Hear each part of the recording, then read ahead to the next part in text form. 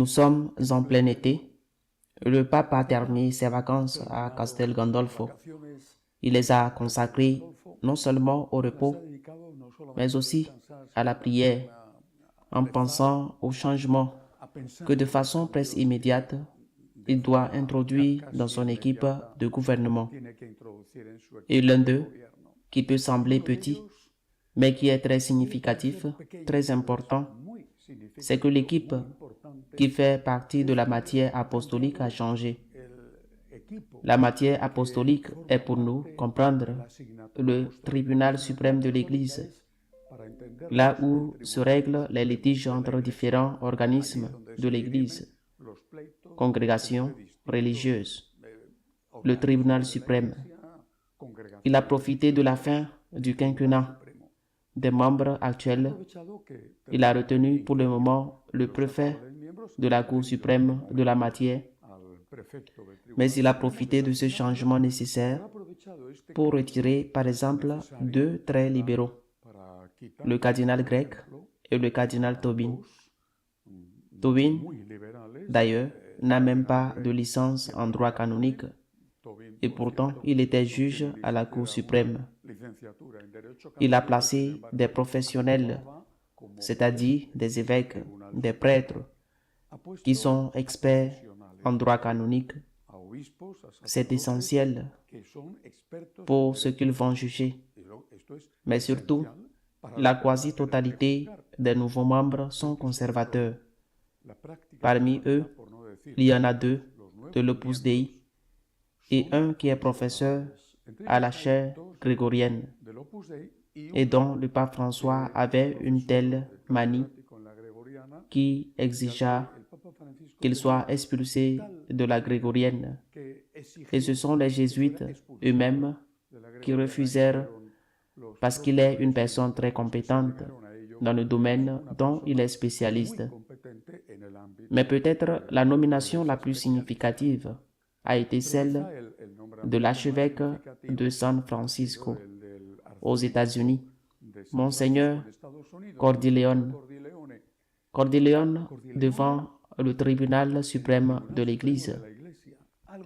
Quelque chose d'inouï, parce que Cordileone a été l'un des évêques publiquement, avec le respect qui lui est dû, mais aussi l'un des évêques qui ont le plus divergé du pape François sur des questions importantes, comme par exemple l'impossibilité pour les politiciens avorteurs de communier. Il faut rappeler la polémique avec Nancy Pelosi, catholique diocésaine de lui, et qui était vice-présidente de la Chambre du Parlement nord-américain. Cordileone devant le tribunal suprême de l'Église.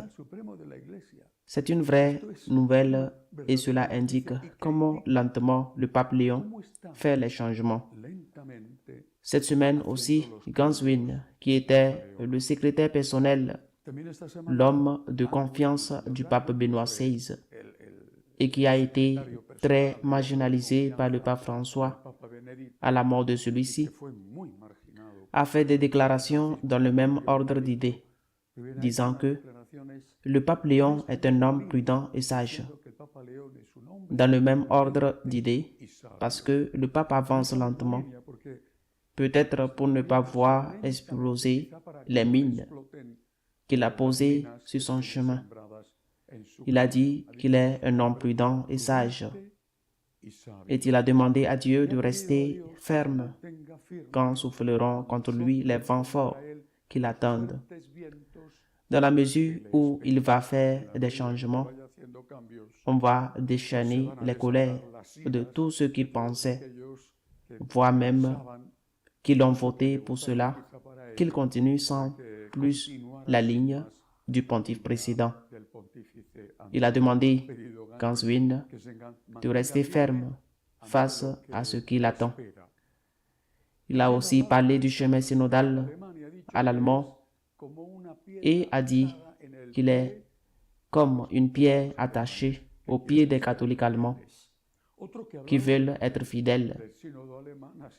Un autre qui a parlé du synode allemand a été le cardinal Müller, allemand, comme Ganswin.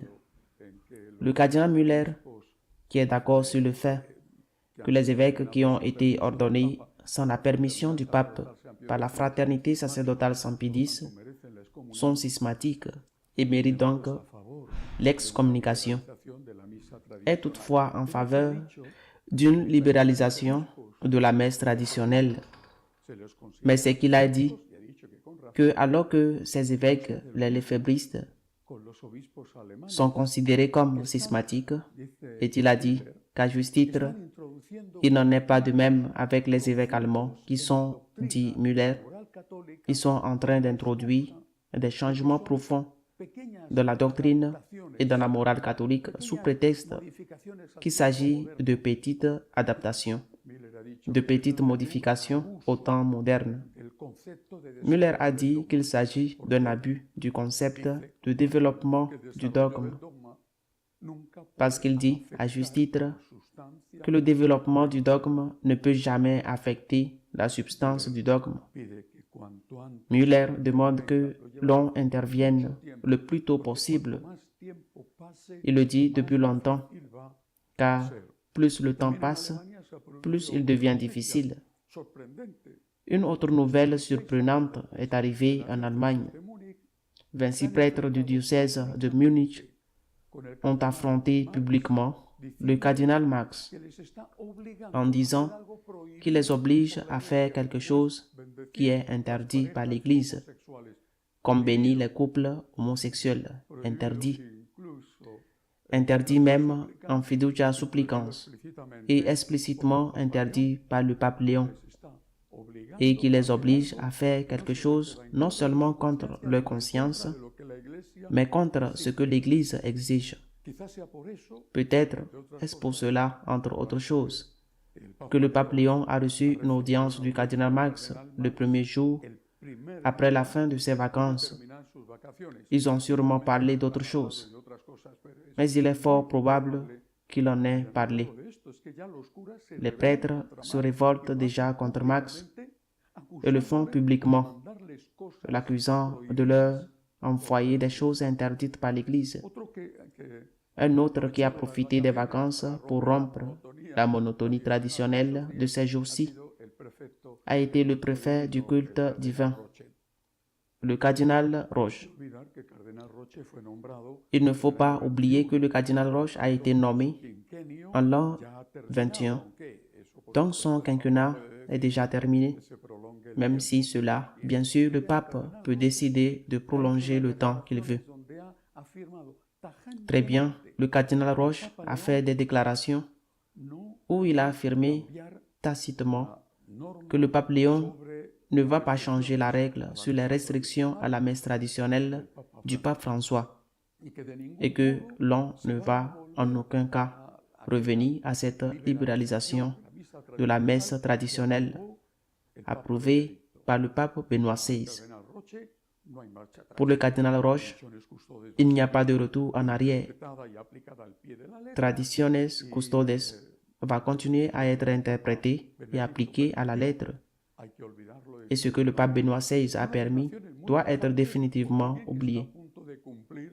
Ce sont des affirmations très tranchées par quelqu'un qui est sur le point d'accomplir son mandat.